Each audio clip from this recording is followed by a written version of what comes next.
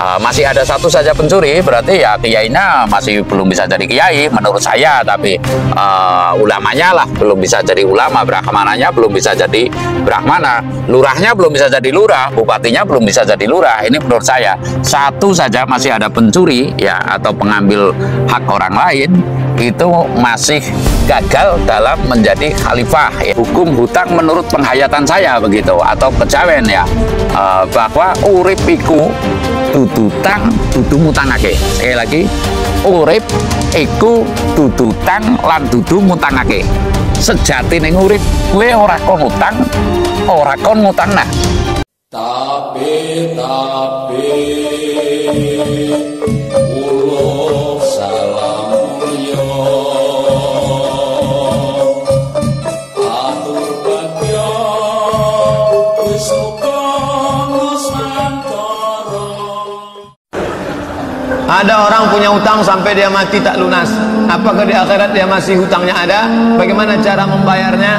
Maka dia di akhirat akan dituntut sebanyak utangnya itu, tapi duit tak ada di akhirat. Amal dia akan diambil, diberikan. Lalu kemudian kalau habis, orang yang banyak utang diambil, habis. Ukhizat khotoyahum, diambil dosa mereka, turihat ilahi, dicampakkan ke dia, semua turihat finnar, lalu dia dicampakkan ke dalam api neraka. Inilah orang yang masuk neraka bukan karena berzina, masuk neraka bukan karena narkoba, masuk neraka karena memakan harta orang dengan cara batil. Sekarang orang bangga, alhamdulillah Pak Ustaz, si Anu yang kemarin ada saya pinjam duitnya, terus mati dia. Yaumala yanfa'u malun wala banun.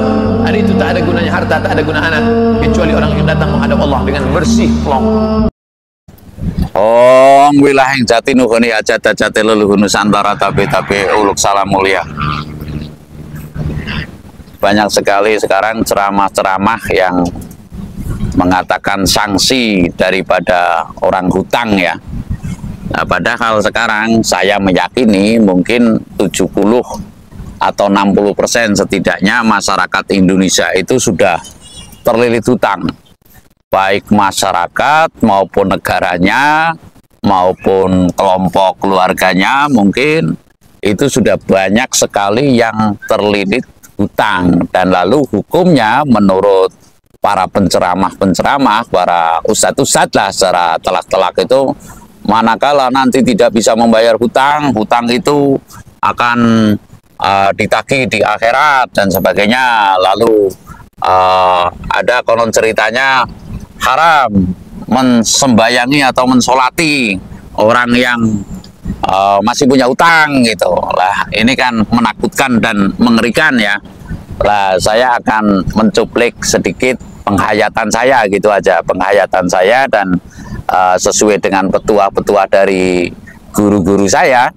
Guru saya yang termasuk ya para dukun, para kiai juga, para ya kesepuhan, atau yang saya tuakan, atau para bedogol, kiai orang kejawen dan sebagainya. Lalu yang saya sinergikan dengan nalar saya, naluri saya, dan nurani saya, bahwasanya apakah hutang itu sengeri itu loh.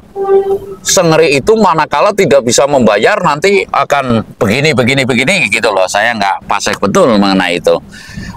Namun saya akan menceritakan yang pokok, bahwasanya hidup itu mesti menghayat ya, menghayat lalu menghajat ya. Buat apa adanya ayat manakala tidak dihayati? Sekali lagi saya mengatakan, buat apa adanya ayat manakala tidak dihayati dan lalu tidak dihajati? Ini penting, ini perlu. Adanya ayat tentunya mesti kita menghayati, dan lalu kita setelah menghayati kita menghajati. Jadi tidak kulakdian atol jere yang saya maksud ya tanpa penghayatan, lalu ngomong semau gue, ada maling dipentungi. Umpamanya yang saya pernah lihat di YouTube atau di media sosial lain, ada seorang yang mengambil kotak amal. Saya nggak mengatakan mencuri, nggak sopan mengatakan mencuri, sebab masih ada satu saja pencuri, berarti ya kiainya masih belum bisa jadi kiai menurut saya, tapi ulamanya lah belum bisa jadi ulama, brahmananya belum bisa jadi brahmana, lurahnya belum bisa jadi lurah, bupatinya belum bisa jadi lurah. Ini menurut saya satu saja masih ada pencuri ya, atau pengambil hak orang lain, itu masih gagal dalam menjadi khalifah ya, khalifah.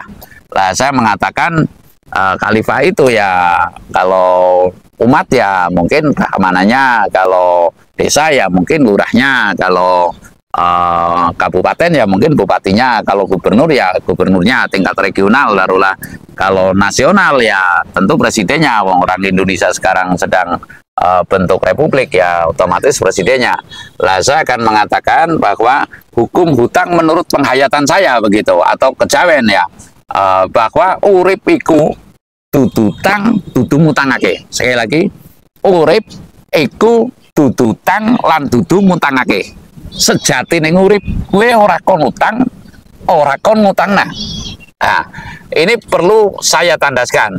Hidup itu tidak untuk hutang dan tidak untuk ngutangke. Siapa yang menyuruh kamu utang? Siapa yang menyuruh kamu ngutangke? Lah, namun dikembalikan kepada fitrahnya manusia, atau kepada nalurinya manusia yang mesti berberi kemanusiaan. Manakala kita ada, yang lain tidak ada, kita adalah diwajibkan untuk memberikan sebagian haknya kepada yang tidak ada. Sekali lagi, manakala ada orang yang kekurangan, kok kita ada, ya kita mesti memberikan hak kita kepada orang yang sedang tidak ada. Lah ini secara fitrahnya atau secara nalurinya manusia semestinya demikian. Namun setelah manusia gugu marang karep ya, sebab karep ini bukan tujuan, karep itu adalah keinginan. Antara keinginan dan tujuan saya sering mengatakan serupa tidak sama. Namun yang jelas kalau keinginan cenderung kepada nafsu, lah kalau tujuan cenderung kepada nurani. Tujuan hidup itu apa? Adalah bahu-membahu. Bahu-membahu, mana yang ada ya kita ngelantari yang tidak ada, sehingga tidak ada ketimpangan lah. Ketika ada orang yang mengatakan bahwasanya hutang itu hukumnya harus membayar hutang, lah kita kembalikan kepada asas prikemanusiaan kita, atas kita itu secara fitrahnya atau secara nalurinya, secara murninya lah. Fitrah itu kan mungkin nanti diklaim bahwa saya mencatut bahasa yang bahasa asing lah.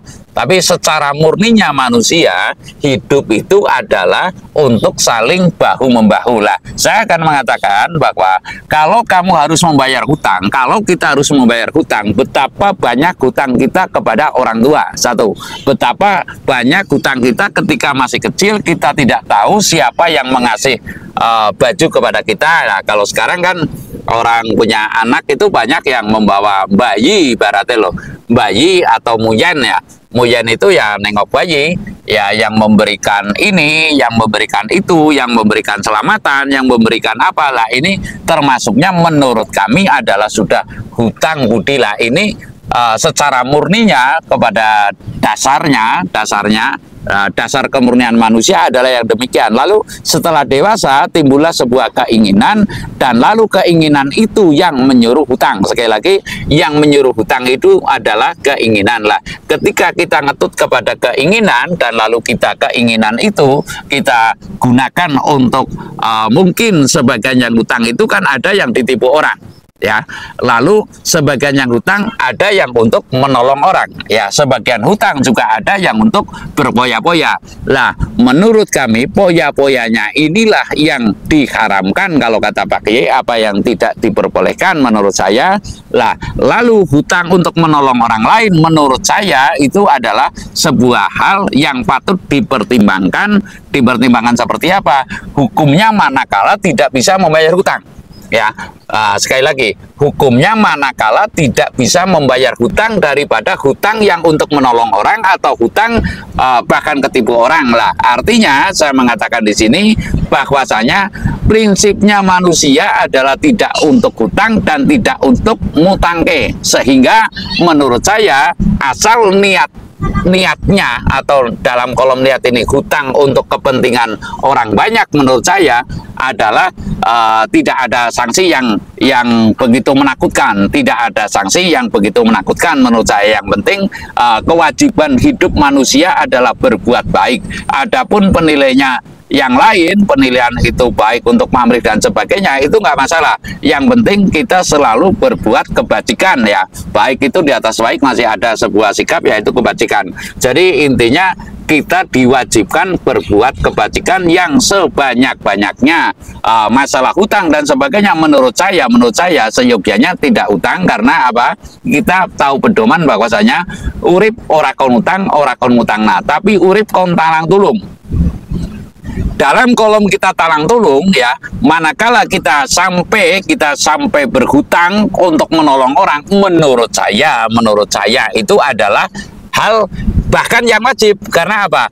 Orang yang punya tidak mau menolong, bagaimana caranya kita mengelabui dengan cara menghutang namun untuk menolong yang lain. Lah ini umpamanya saya ada saudara saya yang kaya raya umpamanya, kok saya untuk kebutuhan perjalanan spiritual dan sebagainya, untuk tetangga saya dan sebagainya, kok ada orang kekurangan, mungkin ada yang masuk ke rumah sakit ya, umpamanya sekarang janda tua yang di rumah saya saja itu sekarang sedang masuk ke rumah sakit, lalu dia itu punya kanker dan sebagainya, ini kekurangan. Mungkin saya terjadi pengelabuan kepada orang yang kaya untuk menolong mereka. Karena apa? Yang kaya andai kata tidak dikelabui, tidak mau untuk mengulurkan tangannya kepada Mbah Diyil ya, yang di rumah saya sekarang demi Tuhan itu sedang sakit. Kemarin sore saya juga menjenguk, tetangga saya juga saya ajak semua untuk menjenguk, dan itu gratis nih. Taruhlah saya bukan sok kaya, tapi saya memberikan suri tolada kepada sesamanya, bahwasanya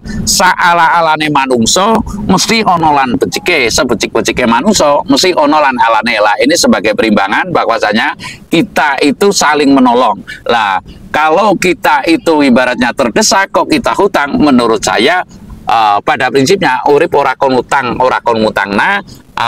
Yang jelas menurut kacamata saya, manakala kita gemar menolong yang lain atau gemar bersedekah kepada yang lain, kalaupun itu hutang, menurut saya adalah tidak ada hukum dan sanksi tertentu untuk kembalinya ke sana. Karena apa? Prinsipnya kita adalah urip ora kon hutang, ora kon ngutangna. Sing perintah utang siapa, sing kon ngutangna itu siapa? Artinya yang menyuruh hutang itu siapa, yang suruh ngutang itu siapa? Artinya menurut saya manakala mati masih ada hutang, asal niatnya kebajikannya di muka bumi ini melebihi daripada kapasitas, tidak punya niat jahat dalam hutang, niscaya itu adalah lebar lebur taruh jembar samudrane agung palimarmane saka sing gawe urip tetap bisa sampai kepada kesampurnan. Saya rasa demikian. Terima kasih.